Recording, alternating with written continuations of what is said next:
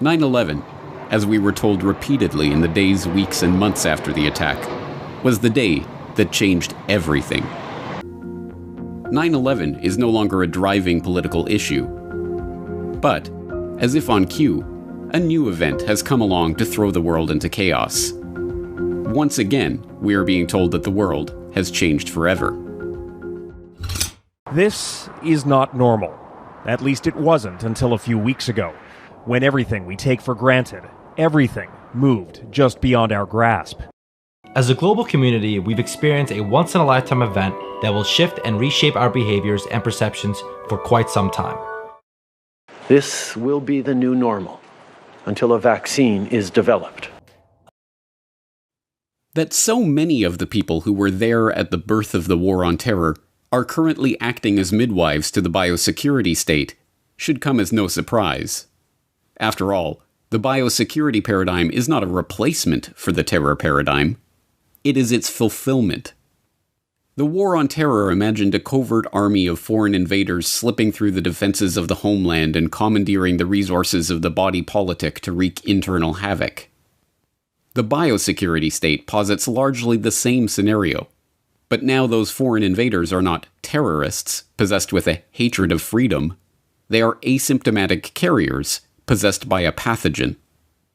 Just as the Homeland Security forces and border security agents were entrusted to protect us from the terrorists, now the frontline heroes, doctors and nurses armed with the tools of the technocratic priest class, can protect us from the invisible enemy.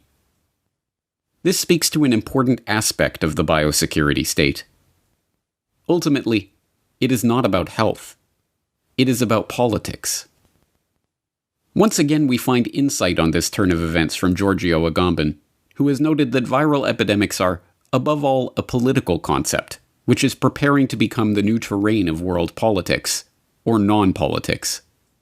It is possible, however, that the epidemic that we are living through will be the actualization of the global civil war that, according to the most attentive political theorists, has taken the place of traditional world wars.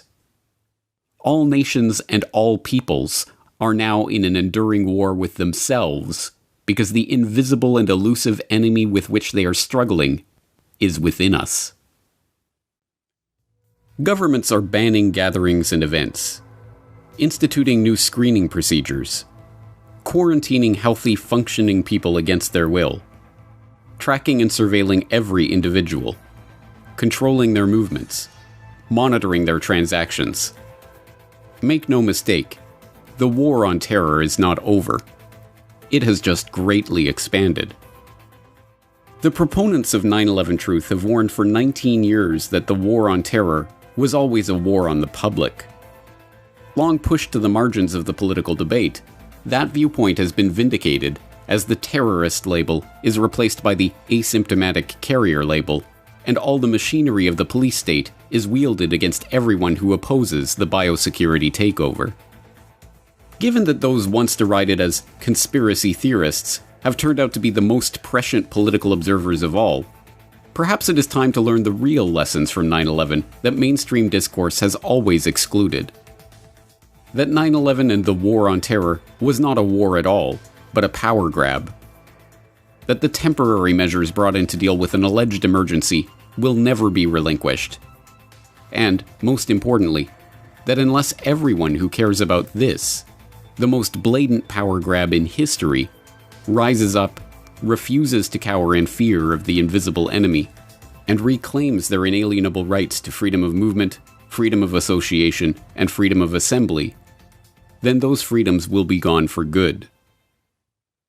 This is the message of 9/11 truth, that the world was tricked into giving up their rights in the name of an endless parade of boogeymen. In reality, it was the very politicians and officials claiming to protect us from these boogeymen, the ones donning the mantle of Homeland Security, who were the greatest threat to the public. And now they are claiming we are the boogeymen, asymptomatic carriers of an invisible enemy, walking and talking weapons of mass destruction who must be caged in fear forever, lest the virus kills us all. This is a lie, and it exposes what the fearmongers are themselves afraid of: free humanity, gathering, talking, working, playing, living. It is no small irony that this year's 9/11 memorials have been disrupted by the COVID scare. The torch has well and truly passed, and the annual injunctions to never forget have been replaced by a litany of always remembers. Remember to wear your mask. Remember to stay 6 feet apart. Remember to avoid large groups. Remember to stay home. After 19 years, perhaps it is time to admit that 9/11 Truth failed to expose the war on terror lie in time to derail the Homeland Security agenda. But we are entering a new era, and we have a new chance to wake from this nightmare. Knowing this, the only question is, will we reject the war on the invisible enemy before it's too late? Whatever our choice, we better make it quickly. A great reset is coming.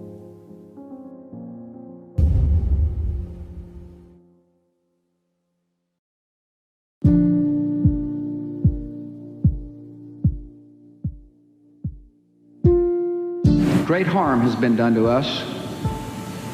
We have suffered great loss. And in our grief and anger, we have found our mission and our moment. Freedom and fear are at war. The advance of human freedom, the great achievement of our time and the great hope of every time, now depends on us.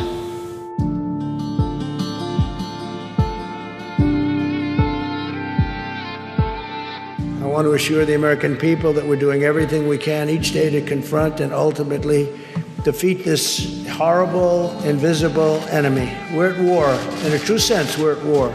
And we're fighting an invisible enemy. Think of that.